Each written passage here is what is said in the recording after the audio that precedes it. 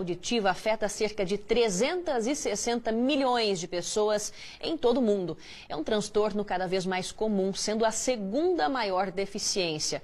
E aí o estilo de vida é o principal causador, viu? Quem não usa fones de ouvido com volume alto, por exemplo, esse pode ser um perigo e tanto. E para conversar sobre esse assunto com a gente, aqui no estúdio do Tem Notícias hoje, a fonoaudióloga Vanessa Gardini. Boa tarde para você, doutora. Obrigada pela presença. Boa tarde, Patrícia. Vamos lá, então. Eu que agradeço. Primeira pergunta, doutora. Quais os sintomas que a pessoa deve perceber aí que está perdendo a audição?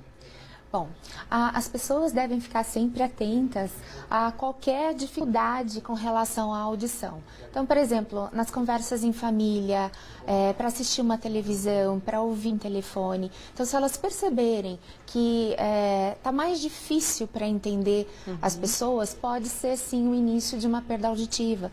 Ou até mesmo um zumbido no ouvido, né, que pode ser um dos sintomas também iniciais de uma perda auditiva. Então, elas devem procurar ajuda. Certo, porque esse zumbido às vezes pode ser comum, mas a partir do momento que se torna... Que momento a pessoa deve falar assim, não, eu preciso procurar, ou até mesmo a família pode perceber isso? O zumbido, ele não é normal. Então, o que a gente tem que deixar claro é que o zumbido, ele é um sintoma, ele não é uma doença. Então, muitas vezes as pessoas ficam apavoradas quando aparece um zumbido, né? Porque, é lógico, imagine você, quando vai dormir, você tá com um zumbido no ouvido, é enlouquecedor, assim, né? Mas elas devem procurar fazer um exame, procurar um fonoaudiólogo, um otorrino e fazer um exame de audição, porque pode ser um sintoma inicial de perda auditiva, sim. E tem como a família perceber?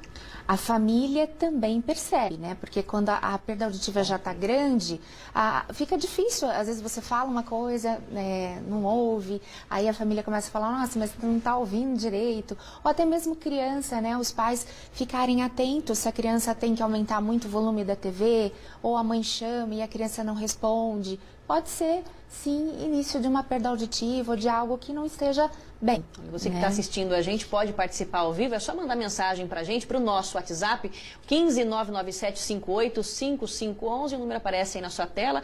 Doutora, a gente estava comentando também que o nosso hábito acaba influenciando e muito, né? Sim. Muitos jovens, adolescentes, a gente acaba vendo com o fone de ouvido alto, né? Isso pode ser um problema também. É preocupante o número de adolescentes que a gente mesmo em consultório, quando vão fazer exame de rotina, é preocupante o número de jovens com perda auditiva já, que não deveriam ter para a idade, porque é normal com o envelhecimento, a gente depois de uma certa idade, assim como às vezes a partir dos 40 anos você precisa usar um óculos, a partir dos 40 anos você começar a ter alguma dificuldade auditiva.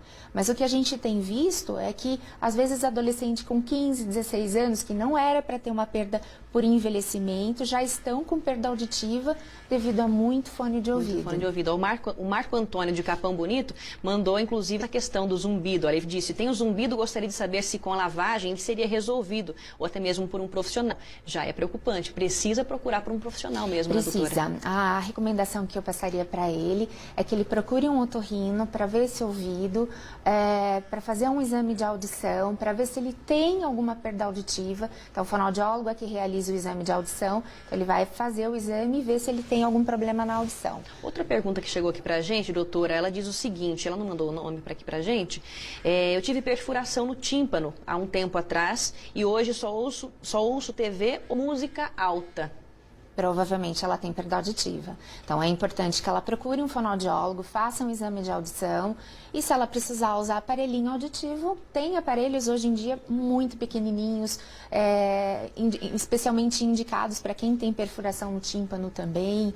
Então tudo tem tratamento hoje. Entendi. Aqui tem outra pergunta também, a minha mãe tem isso há muito tempo, pode ser a perda auditiva? É o que a gente falou da família também. Por envelhecimento, exatamente, que é muito comum a partir dos 40, 50 anos, a gente começar a ter o declínio, né, das funções auditivas e muitas vezes tem que usar aparelho, né? Não pode ficar ali no mundo dela, cada vez com mais dificuldade, né?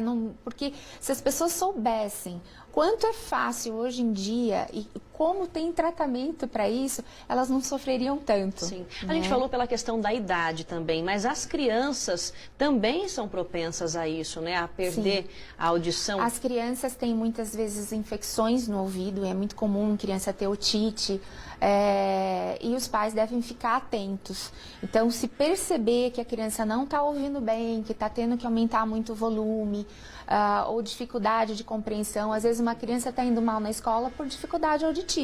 Certo, e aí a família tem que ficar atenta também. Tem que ficar atenta e tem como tratar isso também, né?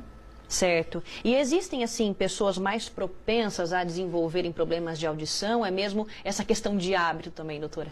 Sim, dependendo do trabalho que a pessoa tem, né, os medicamentos que ela toma em vida, pessoas que têm diabetes, pressão alta e muitas vezes não está bem controlada, são doenças que acabam também aumentando a chance de vir a ter perda auditiva, né? Então é importante ter um monitoramento maior desses pacientes. O ideal é que se inclua a rotina, né, a audiometria, que as pessoas façam anualmente um exame de audição para ver se está tudo bem com a audição também. Tá certo, então são muitas perguntas que chegaram aqui, infelizmente não dá para responder todas, né, doutora? O nosso tempo acabou. Muito obrigada pela sua presença. Até a próxima, Obrigada. Viu? Olha, no próximo bloco a gente fala sobre descolamento de retina e também sobre o desligamento do sinal analógico de TV.